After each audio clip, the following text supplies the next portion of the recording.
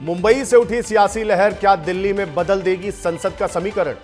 महाराष्ट्र की राजनीति में हलचल तेज है और इसके बीच बीजेपी के सामने सबसे बड़ा सवाल है 352 का आंकड़ा, क्योंकि इसी आंकड़े पर टिका है संविधान संशोधन बिल और महिला आरक्षण का भविष्य। 20 जुलाई को मानसून सत्र का आगाज होगा। अगर बीजेपी जादुई आंकड़े को पार कर लेती है तो बिल पास करा सकती है। अब क्या है यह जादुई आंकड़ा और कैसे शरद पवार गुट के सांसद बदलेंगे संसद का गणित, इसे समझने के लिए देखिए पहले हमारी खास रिपोर्ट। महाराष्ट्र की राजनीति में हलचल, संसद के समीकरण पर असर। बजट सत्र में जब 17 अप्रैल को 2/3 बहुमत न होने की वजह से संविधान संशोधन बिल गिरा और बीजेपी के मंशा मुताबिक परिसीमन से पहले महिला आरक्षण लागू नहीं हो पाया, इसके बाद बीजेपी ने मास्टर प्लान बना लिया। दरअसल सदन में संविधान संशोधन बिल लाने के लिए चाहिए होती है 2/3 बहुमत। लोकसभा में कुल सीटें हैं 543, 2/3 बहुमत होता है 352 और एनडीए सरकार यही मात खा गई। 54 वोटों के अंतर से बिल गिर गया और फिर शुरू हुआ बीजेपी का नया ऑपरेशन।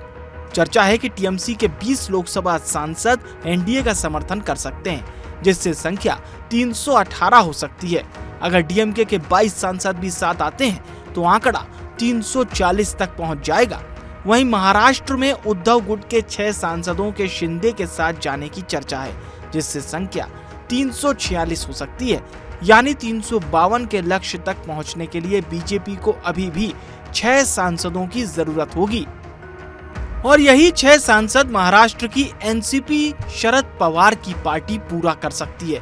एनसीपी के 2 बड़े नेता जयंत पाटिल और जितेंद्र आव्हाड ने मुंबई में उप मुख्यमंत्री एकनाथ शिंदे के घर पर 45 मिनट तक बंद कमरे में बैठक की, जिसने फिर कयासों को जन्म दिया।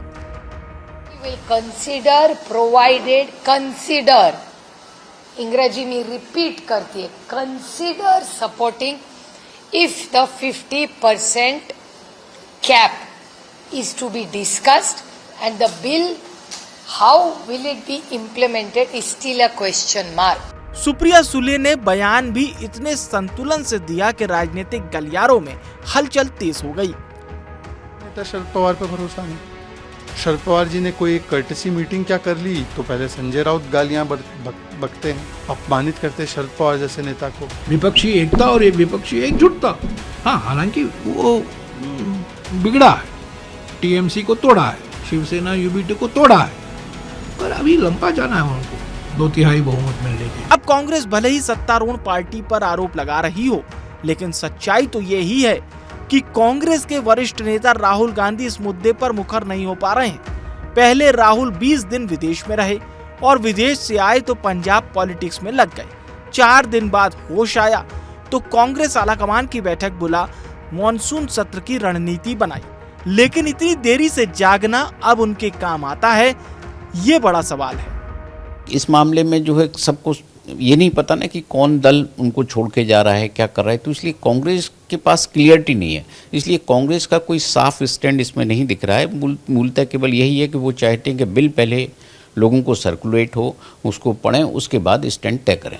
जब जागो तब सवेरा, ये कहावत राजनीति के लिए नहीं बनी, क्योंकि यहाँ पल भर में सिंहासन बनते बिगड़ते रहते हैं।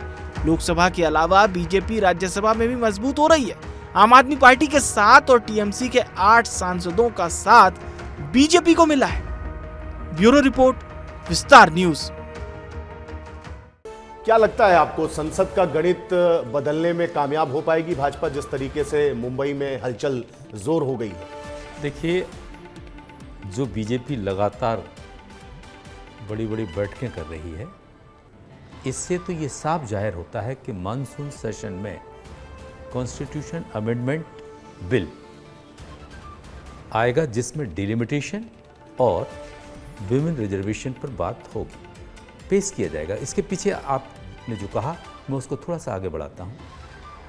चाहे वेस्ट बंगाल की बात कहें, महाराष्ट्र की बात कहें या पंजाब और आम आदमी पार्टी की बात कहें, इन सभी बातों में जहाँ से जितना उन्होंने नंबर्स लोकसभा और राज्यसभा में इकट्ठा करने का जो भारतीय जनता पार्टी ने प्रयास किया है, वो साफ जाहिर करता है कि ये इस सेशन में कहीं ना कहीं उन बिल्स को इंट्रोड्यूस किया जाएगा, क्योंकि भारतीय जनता पार्टी ने उस समय, आपने गौर किया होगा, एक बड़ी मात खाई थी पिछले सेशन में, जिसमें कहीं ना कहीं वो बिल गिर गया था। अब मुझे लगता है कि आज भी जो 20 तारीख से सेशन शुरू होना है, उसके कारण पूरी भारतीय जनता पार्टी की सीनियर लीडरशिप बैठकर उसी पर, यानी कि फ्लोर पर क्या स्ट्रैटेजी भारतीय जनता पार्टी की हो इन दोनों बिल्स को लेकर, कहीं ना कहीं इसी पर चर्चा होकर निकल के सामने आएगी।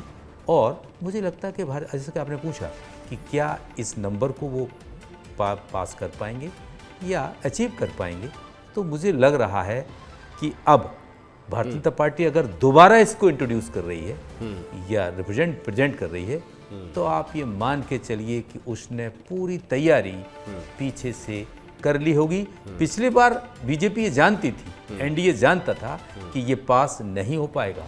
ऐसा नहीं है कि उन्होंने अंधेरे में रट्ट मारा, लेकिन उन्होंने अपोजिशन पर एक बड़ा अटैक विमेन रिजर्वेशन को लेकर करने का एक मौका था वो, और उसका पूरा फायदा भारतीय जनता पार्टी ने उठाया भी। लेकिन एनडीए जिस तरीके से तेजी से लगी हुई है, देखिए पहली बार प्रस्ताव सदन में लाती है, वो नहीं पारित हो पाता है, लेकिन उसके बाद लगातार प्रयास कर रही है। लेकिन इंडिया गठबंधन, राहुल गांधी की बात करें या अन्य नेताओं की बात करें, वो आखिर क्या कर रहे हैं? क्योंकि आने वाले समय में तो बहुत बड़ा खतरा बन सकती है इंडिया गठबंधन के लिए एनडीए। देखिए, इसमें कोई दो राह नहीं कि अभी सत्ता में एनडीए है, कांग्रेस या दूसरे पॉलिटिकल आउटफिट्स नहीं है। ये सामान्य सी बात है। या तो इलेक्शंस होने वाले हों तब रूलिंग पार्टी से लोगों का पलायन होता है, या फिर आपने देखा जब रूल में कोई पार्टी होती है तो मोस्ट प्रोबेबली ये देखा गया है इक्का दुक्का घटनाक्रम को छोड़ दिया जाए, तो अपोजिशन से ही लोग रूलिंग पार्टी की तरफ आते हैं जब रूलिंग पार्टी को आवश्यकता होती है। क्योंकि देखिए, आप जानते हैं कि 240 के आंकड़े के बाद जिस प्रकार से भारतीय जनता पार्टी ने एनडीए के कैंडिडेट्स और दूसरे एनडीए कैंडिडेट्स यानी member of parliament from Lok Sabha से जो सपोर्ट हासिल किया है, वो एक बड़ा महत्वपूर्ण स्टेप भारतीय जनता पार्टी का था। लेकिन वो कहीं ना कहीं पार्टी की वीकनेस, जैसा कि आपने पिछले बार बिल आने पर देखा, उसको कहीं ना कहीं स्ट्रॉन्ग करने की तरफ भारतीय जनता पार्टी जा रही है। लेकिन आपका एक बड़ा अच्छा सवाल जिसमें आपने कहा कांग्रेस क्या कर रही है, देखिए मैं आपको फिर कहूं, या तो सरकार के उन मुद्दों को अपोजिशन इतनी मजबूती से चाहे सदन में उठा रहा हो या सड़क पर उठा रहा हो, जिससे पब्लिक डोमेन में अपोजिशन पार्टीज की ऐसी छाप छोड़ी जाए जिससे कि जो मोह है नेताओं का, यानी कि रूलिंग पार्टी की तरफ, वो कहीं ना कहीं अपनी धरती खिसकने के डर से अपोजिशन की तरफ आ जाए, या अपोजिशन जितने नंबर्स पर था वहीं खड़ा जाए। इंडिया ब्लॉक की स्थिति देखिए, इंडिया ब्लॉक की मुझे सबसे बड़ी हैरानी की बात यही होती है कि ये जितने भी घटक दल हैं इसके, वो उनकी एक बड़ी मजबूरी है, क्या स्ट्रेटजी है, क्या उनका कोऑर्डिनेशन है कि वो लोकसभा में बात आती है तो सब साथ होते हैं, राज्यों में बात होती है तो बिखर जाते हैं। लेकिन अगर मैसेज है तो ओवरऑल जाना चाहिए। इससे कहीं ना कहीं उस जो कोalition है उस पर एक बड़ा बैड इम्पैक्ट पड़ता है और उसका वोटर्स पर भी कोई अच्छा प्रभाव नहीं जाता है।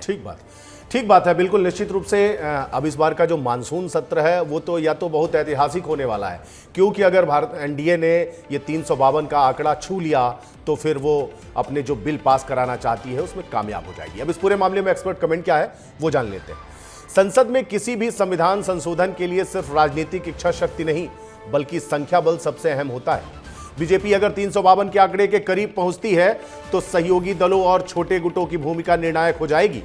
महाराष्ट्र की सियासत में बदलाव का असर अब सीधे दिल्ली के समीकरणों पर पड़ सकता है।